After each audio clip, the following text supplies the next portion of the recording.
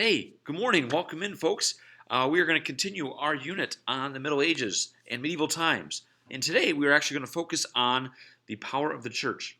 And let me tell you this, the power of the church is going to be expansive. They're going to have a lot of push, a lot of say in matters, and they're going to really have an influence across the board during the Middle Ages. So let's look at our starting point here, the authority of the church.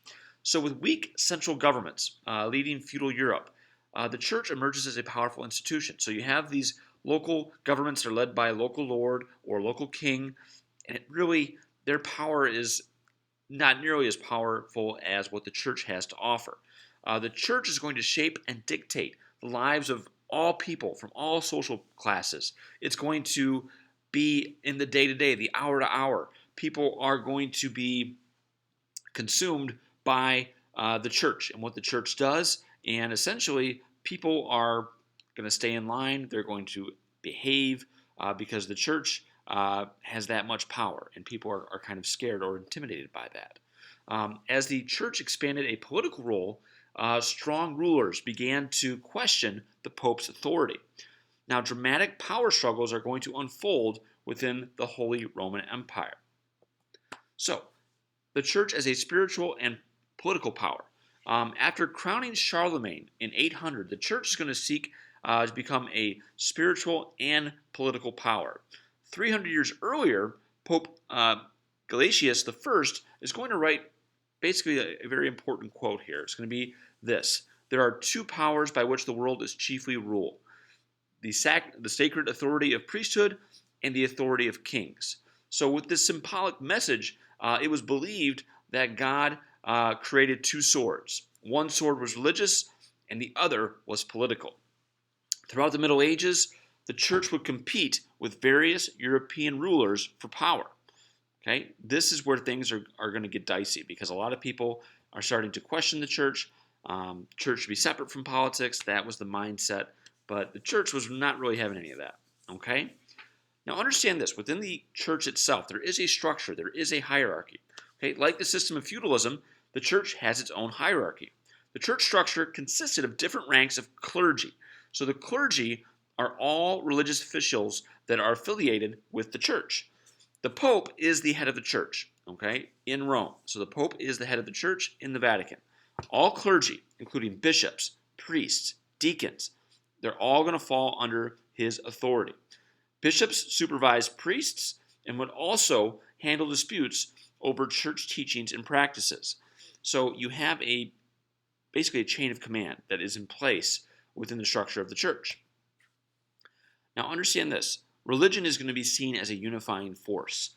Feudalism and the manor system that we've been talking about created divisions amongst people, but the shared beliefs of the church bonded people together. The church was a stable force during an era of constant warfare and political turmoil. Remember, this is not a good time. People are constantly killing one another. There's constant disease. There's constant political turmoil, and it provided, Christians a sense of community. So the church is what people fell back on. Medieval Christians endured difficult daily lives. All right, still they could follow a path to heaven. Priests and other clergy administered what we call sacraments.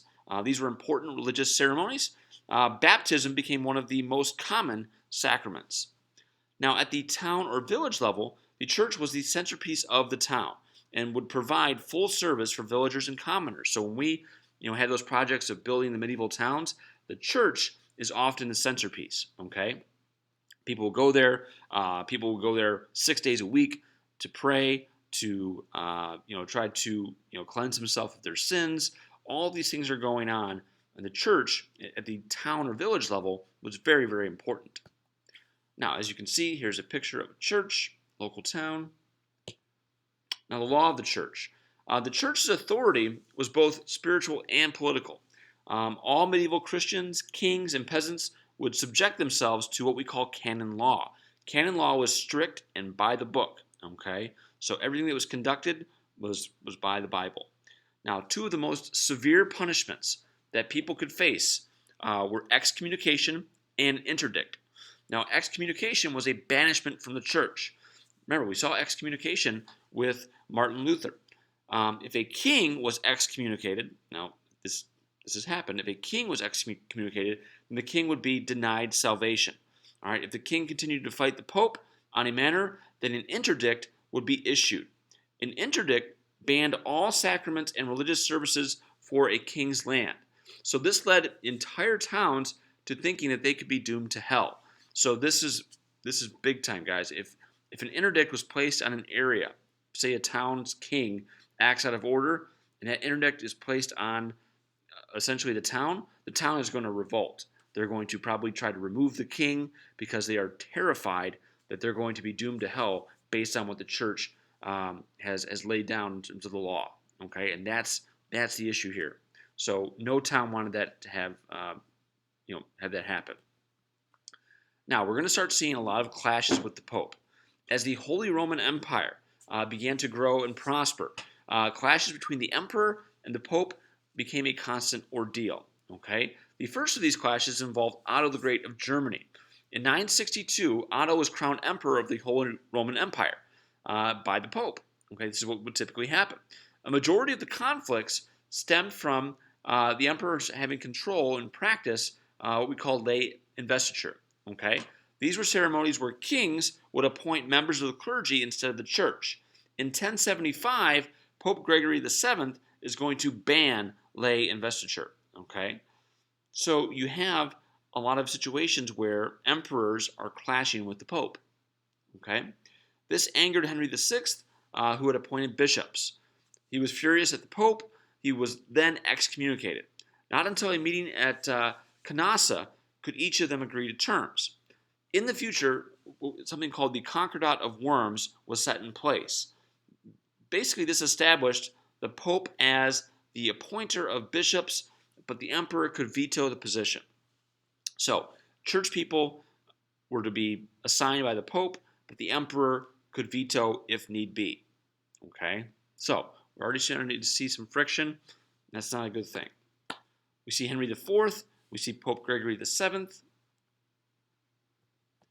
Okay, now, this is all going to boil into an era where there's not much education, there's not much of an interest in the sciences, and that's going to lead to what we call an age of superstition. Okay? Lacking knowledge on the laws of nature, many people during the Middle Ages are starting to jump to irrational beliefs, okay? Wild beliefs, and this is going to become dangerous. Now, people would expect the dead to turn into ghosts. They believed that several women were witches and against the Bible, and they believed that people could shapeshift into wolves. Sound familiar? Seems like Halloween, right? Well, these superstitions and beliefs would cost several people their lives and their style of living. It was easy to accuse someone of witchcraft or sorcery. So if you had a grudge against your neighbor, okay? Oh, hold on, lights out. If you had a grudge against your neighbor and you accused them of being a witch, well, there were consequences for that, okay? If it was proven, now these trials were very faulty and very one-sided. If proven, these individuals could be sent to death.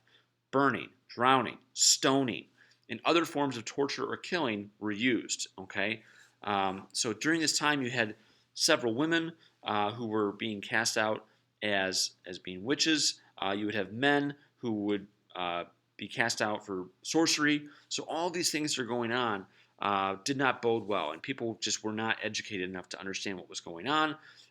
When you have essentially reality versus an alternate universe going on, and that's what the scary thing is. Okay, now that'll wrap up today's discussion. We're going to have two more discussions. You're only going to have two more journal logs. There's one today that goes along with this. There'll be one at the end of the week. The next week, no more journal logs. Okay. All right, folks. I hope you have a great day. Take care of yourselves, and I'll see you around. Thanks.